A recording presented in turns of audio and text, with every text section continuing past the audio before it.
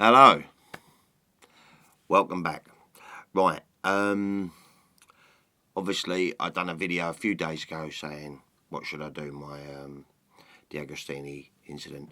Well, I had a lovely morning, had a bit of a lay-in because we went out and see a Michael Jackson tribute last night. It was the wife's sister's birthday, so we went out for a meal and had a few beers, and it was lovely. We had a really nice, easy morning, and I just couldn't face phoning them and ruining my day. And then obviously her nephew come round like to edit some stuff for him, so I didn't really get the time. But to be honest with you, I was having such a nice day, I weren't going to make a point of doing it. Like I said, it's only over the crease bag, but most of you did want me to, which I kind of thought you would do. But I'm not sure what I'm going to do just yet. I might. The thought of ringing them puts me off. I know the video might be funny, but anyway. But it's not all doom and gloom. Went down to the town today, and I realised lately I haven't bought any Tom Waits music for a while. Can't even mention his name. Well, anyway, I was looking for, and all I could find was closing time. But my wife spotted a shelf underneath, and dun da da da, Mule Variations. Dun da da da. Bad as Me. So I've got 2 new Tom albums to play, and I want to get them done as soon as possible. But obviously, you guys ain't here to listen about Tom Waits. You want to know about the Velvet Underground and Nico, the Andy Warhol album. I haven't played this for a while, and I loved this album. So iconic. It's up there, and it's got to be up there in your top 20 albums of all time. So what do we know about Andy Warhol? Right, the Velvet Underground and Nico is the debut album by the Velvet Underground, whose band members were Lou Reed, John Cale, Sterling Morrison, and Maureen Tucker. And accompanied on this is the actress vocalist Nico. It was released in March 1967, but it was actually recorded in 1966. The cover design is instantly recognisable, with an Andy Warhol print of a banana on the front, and early copies and this invite the owner to peel back slowly and see. And if you peel that back, it reveals a skin-coloured banana, or a flesh-coloured banana underneath. Kinky. This album dared to touch upon the most controversial of topics: sexual masochism, prostitution, sexual deviancy, drug abuse, and obviously it celebrated the use of heroin. The album was critically slated on its release, with very low sales, a ban from various record shops, and hardly any radio play. But years later, it started getting the praise it deserved from music critics all over the world. Today, the album stands as number 13 in the Rolling Stones 500 Greatest Albums of All Time, and number 1 in the Observer's Top 50 Albums That Changed Music. Pretty impressive stuff, huh? Well, I think it's time to get it on the turntable, shall we? Let's do this.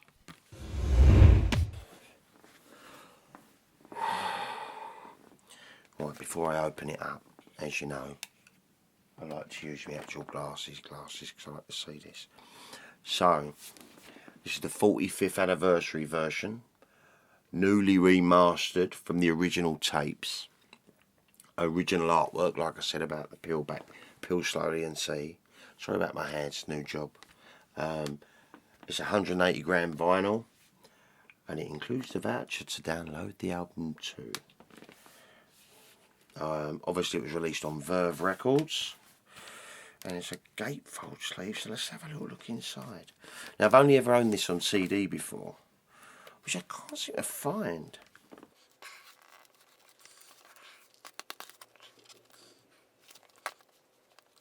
Oh, at last. I didn't think I was ever going to get in there then, guys. Sorry about that. I hope you weren't on the edge of your seat so much.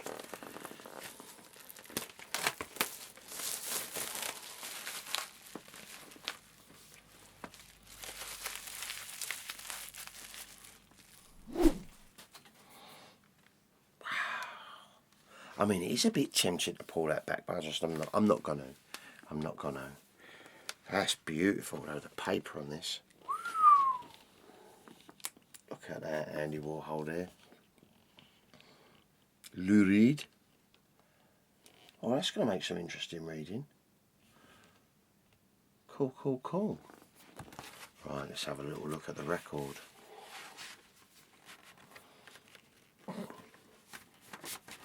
Oh, she don't want to come out. Oh, wow.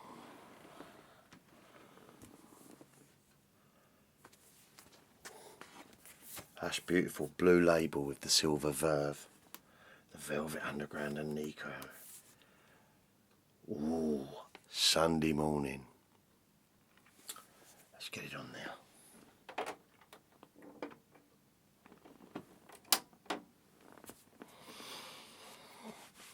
Moment of truth.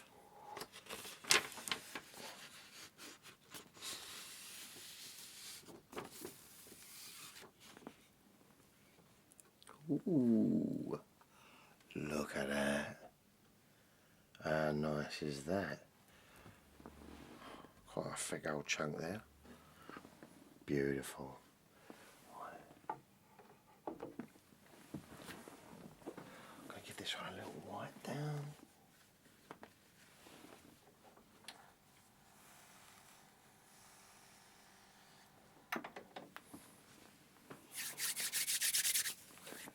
Here we go.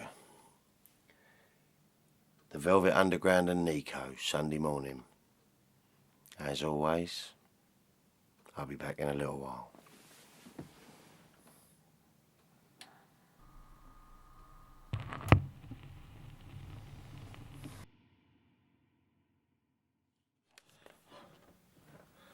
Whoa! What an album. You forget how good this is. It is amazing. Trippy as trippy can be. Alright, let's get this in now. If you don't own this album on vinyl, or if you don't own this album, period, sort it out.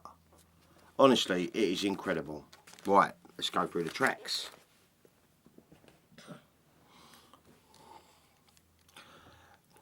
Right, kicks off with Sunday Morning, and it's probably the most polished song on the album.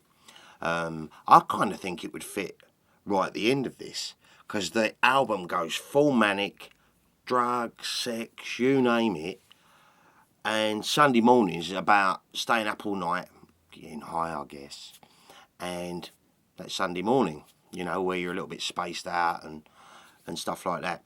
And actually, Lou Reed and John Cale actually wrote this song something like 6 a.m. on a Sunday morning. It sounded fantastic. Great intro.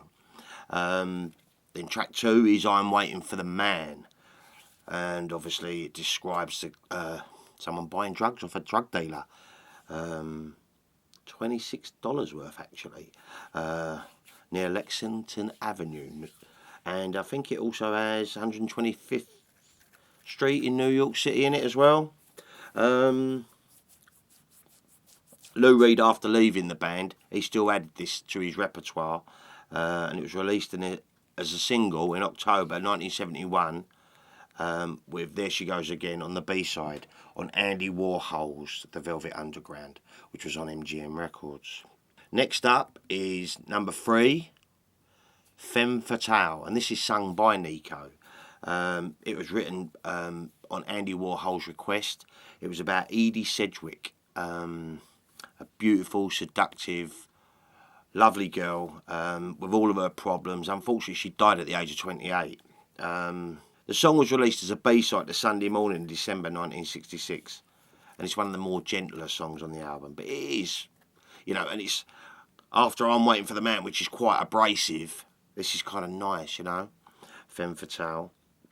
And then comes up Possibly my favourite song on the album, Venus in Furs.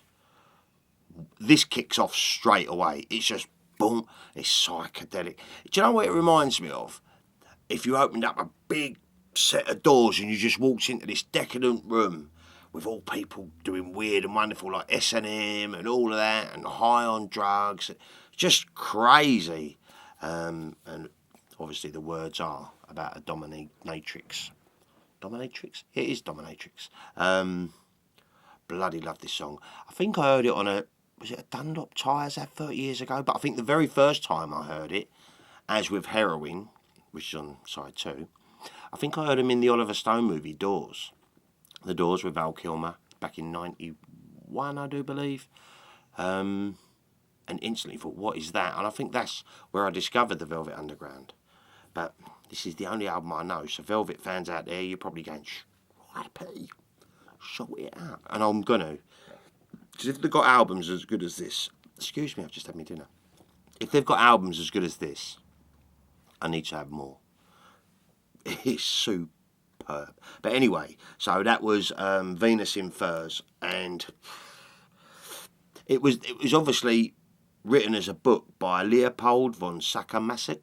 Is that how you pronounce his name? And that was the book, Venus in Furs. But I don't know about the book, but I'm assuming it's that sort of thing. Then track 5 is Run, Run, Run. And apparently this was written on the back of an envelope when the band were going to a gig at the Cafe Bazaar. Mentions a few people trying to get high on drugs, and some of them high on drugs. Seasick Starer, Teenage Mary, etc., etc., you know, trying to get a fix. And Lou Reed's unconventional guitar solo on this is crazy. And then track 6, All Tomorrow's Parties. And this song come from Lou Reed's observation of, what was the name of was it the Clinic? Or was it the Factory? Andy Warhol's party place. And Lou Reed says, I watched Andy, and I watched Andy watching everyone. Because Andy Warhol was a little bit of a strange cat, wasn't he? John Cale stated the song was about a girl called Daryl, a beautiful petite blonde with 3 kids to whom they were taken away from her. This is Andy Warhol's favourite song by the Velvet Underground. And that's side 1 over and done with. Side 2 kicks off with Heroin. Like I said, from the Doors movie. Bloody brilliant track. Now, I don't know if it is pro-heroin, pro-taking it. It's just stating how it feels when he's on it.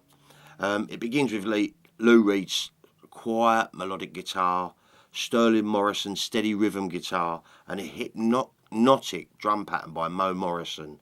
It is brilliant. And like literally when he says, when you put the spike into my vein, things start picking up like he's rushing in the song. It's bloody marvellous. Brilliant, brilliant song. And the crescendo at the end of it is just crazy. That's followed by There She Goes Again. That's a lovely little number. And this song's about a prostitute, steadfast in her profession. And the syncopated guitar riff is from Marvin Gaye's 1962 hit, Hitchhike. So that's where the riffs are from there. But that's a great song. I'll Be Your Mirror, track 3. It's a lovely little number, this is. And it's like when you love someone, you see them with them rose-tinted glasses. And I think that's what this is about, you know. I'll be your mirror, telling you how beautiful and etc. you are. I think that's what it's about. Apparently, it was quite difficult for Nico to record, because as she was doing the vocals, she would sort of do it quite loud and aggressive every time, and she kept doing it over and over, and in the end, everyone had a moan at her, and she just broke down in tears. So the Velvet Underground went like, fuck it, we'll try it one more time, and if not, we're just going to not do the song. And apparently Nico sat down and nailed it. Great little song that is, I love that one. The Black Angels Death Song was recorded in April '66. The music is dominated by a piercing sound of John Cale's electric viola, and it's like quite crazy. Lou Reed said it was quite fun to just string words together that just sounded good. it didn't really make sense at all. But that's a great, great song. And finally, European Sun. And it was dedicated by Delmore Schwartz, who was a literary teacher of Lou Reed. And they chose that. Originally it was called European Sun dedicated to Schwartz or something like that, is it? Yeah, European Sun to Delmore Schwartz, because he weren't really into rock and pop music. He quite despised it, you know, and this one had very little lyrics to it. So apparently the song was recorded in April 1966, and Schwartz died alone in Manhattan 3 months later on July 14th. So yeah, an amazing album from that amazing year, 1967, when Pepper was released, Piper at the Gates of Dawn was released, and so many others. Arthur Lee's Love. I've done a video on it. But well pleased to have this on vinyl. And it's proud in anyone's collection. Over the moon with that. And it did sound great. So that's the Velvet Underground and Nico. 1967. So, Velvet fans, recommend me a Velvet Underground album, other than this one, obviously. I'm going to have a little dig about. But I'm getting loaded up with music at the moment. I've got 4 sealed albums over there. As you know, the Anthology 3, Itching to Play. Past Masters, don't even get me started on that. Tom Waits, Mule Variations, and Bad As Me. And my lovely daughter's boyfriend, because I took some photos of him in his ghillie suit, he bought me this on vinyl. Pink Floyd's Animals. Can't wait to play that, and oh, I love this album so much. Look at that cover. Well, you know, it won my favourite cover, but finally got the album. So, getting stacked up with stuff to play, guys, so I'm so glad it's bank holiday weekend. Hopefully I might be able to get a couple played. So really, that's it for today, guys. Velvet Underground and Nico, tip top. Can't big it up enough. It is terrific. So if you don't own it, treat yourself. If you're not sure, have a little listen to it on YouTube while you still can, because I know they're going to start sticking loads of adverts in music-only videos. YouTube's changing, I think. Anyway, so that's it for today, guys. DW64, I'll be emailing you later on, getting your address so I can send the Beatles t-shirt out to you. Yeah, and that's it for today, guys. So I'll be back with another ramble real soon. Take care, people.